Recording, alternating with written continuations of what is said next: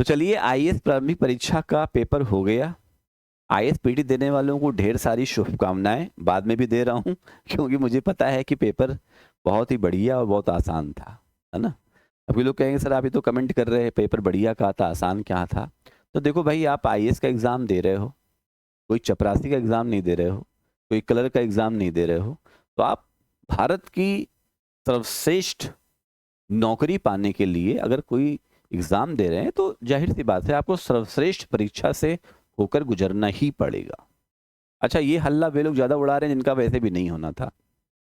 जिन बच्चों का होना है और जो बड़े गंभीर थे इस मामले में, बड़े सिंसियर थे, तो वो कहीं ना कहीं से इस चीज को डाइजेस्ट कर रहे हैं कि हाँ भाई, पेपर पैटर्न चेंज हुआ है। तो यूपीएससी ऐसे नहीं है कि हम इसको अनप्रेडिक्टेबल सिविल सर्विसेज कहते हैं। देखिए, पेपर को लेकर के दो तरीके के थॉट्स हैं जो सर्कुलेट हो रहे हैं पूरे मार्केट में। एक थॉट ये है कि जो बहुत सारे इन्फ्लुएंसर हैं, यूट्यूबर्स हैं, वे अपनी व्यूज़ बढ़ाने के लिए, अपने आप को हाइप करने के लिए जितनी ज़्यादा कमियां गिना सकते हैं आईएएस प्रीलिम्स की, उतनी ज़्यादा कमियां गिना रहे हैं। दूसरे तरीके के वे लोग हैं जो सिंसियर हैं, जिनको लगता है कि नहीं और पढ़ाई अच्छी की जा सकती थी और हम इस चैलेंज को एक्सेप्ट करते हैं, तो उनकी तरफ से कोई हो हल्ला नहीं मच रहा है। अब आप किस साइड में खड़े हैं इसको आप देख लीजिए। क्या आप काकरोच जनता पार्टी की तरीके से हो हल्ला मचाने वालों में खड़े हैं, या आप अच्छी तरीके से सिचुएशन को रीड करके या फिर एग्जाम के पैटर्न को अच्छे से डाइजेस्ट करते हुए आगे बढ़ना चाहते हैं।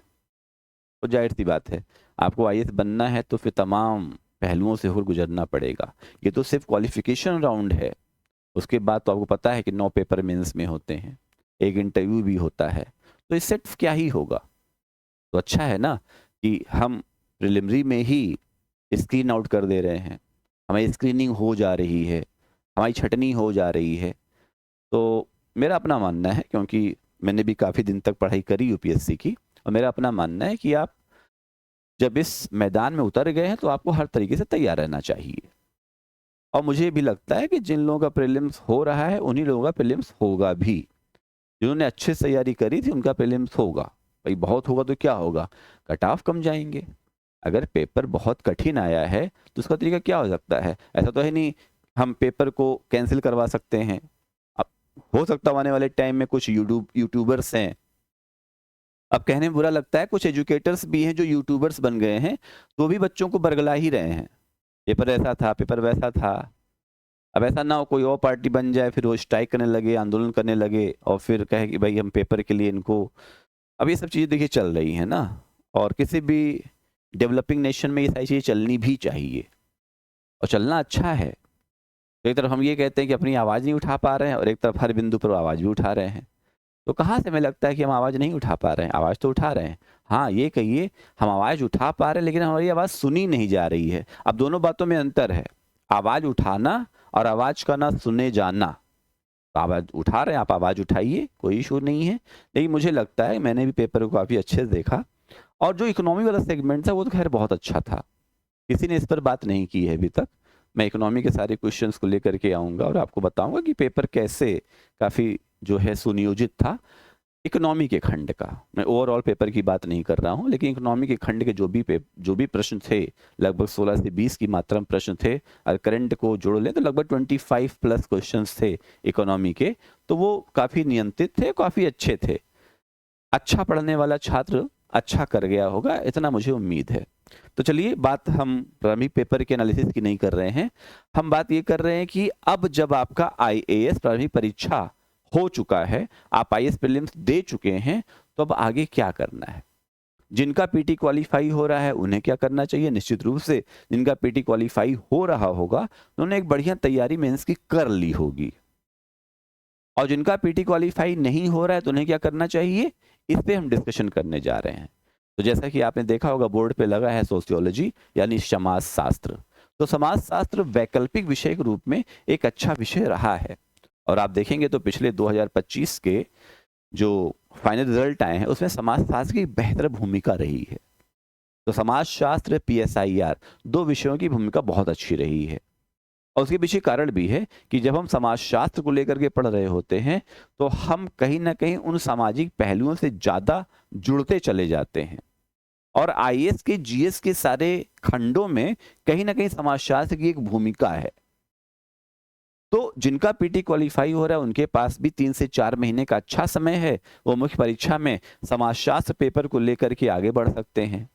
जिनका पीटी नहीं क्वालिफाई हो रहा है उनके पास भी एक अच्छा समय है और वे भी अब पहले मुख्य परीक्षा की तैयारी कर लें और फिर अपने अन्य खंडों पर जाएं। तो क्यों करना चाहिए समाजशास्त्र, क्यों जरूरी है, इस पर अभी आज हम थोड़ी बहस कम करेंगे। इस पर हम बात करेंगे किसी अन्य क्लास में, किसी अन्य कक्षा में बताएंगे कि आपको ये क्यों लेना चाहिए। आज ये क्लास उनके लिए है जो समाजशास्त्र रखना चाहते हैं तुरंत तो तुरंत रख लें, या जो समाजशास्त्र पढ़ चुके उनको रिवीजन करना है तो यहाँ से कर लें। तो कल यानी 26 मई को दोपहर 1:30 बजे से यानी 1:30 से हम लोग इस क्लास की शुरुआत कर रहे हैं। पर थोड़ा सा हिंट दे दूं कि जब आप समाजशास्त्र पढ़ते हैं यानी जब आपका सोशियोलॉजी ऑप्शनल होता है तो उससे कहीं ना कहीं हम कई सारे खंडों को टच कर रहे होते हैं। यानी हम जीएस के खंड में जाएंगे तो जीएस का first paper Indian society and social issues इससे कनेक्ट होता है, क्योंकि हम भारतीय समाज के तमाम तथ्यों, भारतीय समाज के तमाम पहलुओं की बात करते हैं। और जब हम जीएस सेकंड पेपर की बात करते हैं जहां हम सामाजिक न्याय की बात करते हैं तो वहां भी समाजशास्त्र काफी अच्छा रोल प्ले करता है। तो सोशल जस्टिस में भी समाजशास्त्र की भूमिका महत्वपूर्ण हो जाती है। और जब हम जीएस थर्ड में जाते हैं जहां पर हमारा सिलेबस है सामाजिक आर्थिक विकास, social development and economic development, social and economic development, तो फिर वहां भी समाजशास्त्र की एक महत्वपूर्ण भूमिका होती है। और जीएस फोर्थ में जाते हैं जिसे हम नीति शास्त्र यानी एथिक्स कहते हैं, तो एथिक्स में सोशल एथिक्स, सामाजिक नीति शास्त्र क्या होता है, वहां भी समाजशास्त्र की भूमिका होती है। तो अगर आप सोशियोलॉजी एज एन ऑप्शनल लेते हैं तो कहीं ना कहीं आपके सामान्य अध्ययन के चारों खंडों को कवर करता है और साथ साथ जो महत्वपूर्ण है वो चारों खंडों को मिला करके बनने वाला एस्से यानी निबंध में भी महत्वपूर्ण भूमिका निभाता है।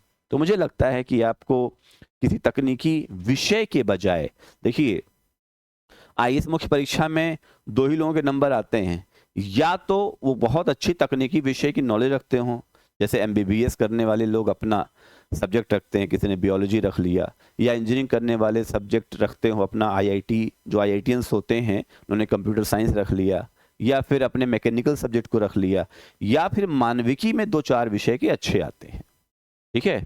अब देखिए बहुत सारा भ्रम भी है पूरे भारत में कि हम जिन विषयों से ज़्यादा लोगों का सिलेक्शन हो रहा है वही विषय लेकर के चलें, तो एक भ्रम की स्थिति है। मैं बार बार कहता हूं कि आप ऐसे विषयों का चुनाव करिए जिससे आपके जीएस के और खंड भी कनेक्ट होते हों और जो आपको पढ़ने में रुचिकर भी लगे। और समाज का विषय तो ऐसा है कि हर किसी को रुचिकर लगता है, समझ रहे हैं। तो मुझे लगता है कि जिनका पीटी हो रहा है वे कल 1:30 बजे से जुड़ सकते हैं, कर्तव्य आईएएस के एप्लीकेशन पे इंट्रोडक्टरी क्लास देख सकते हैं। और जो पहले से जुड़े हुए हैं वे भी कल की क्लास से स्टार्ट कर सकते हैं। और जिनका पीटी नहीं हो रहा है वे भी कल sociology as an optional opt कर सकते हैं और आगे 3-4 महीने में बढ़िया तैयार कर सकते हैं। एक बात और जोड़ूंगा, अन्य वैकल्पिक विषयों को समाप्त होने में 6-6 महीने लग जाते हैं। ये वैकल्पिक विषय ऐसा है कि इसको अगर ढंग से पढ़ा जाए तो 3 से 4 महीने, मैक्सिमम 90 से 120 दिन के अंदर इस विषय को आप बेहतर तैयार कर सकते हैं। समझ में आ गई बात?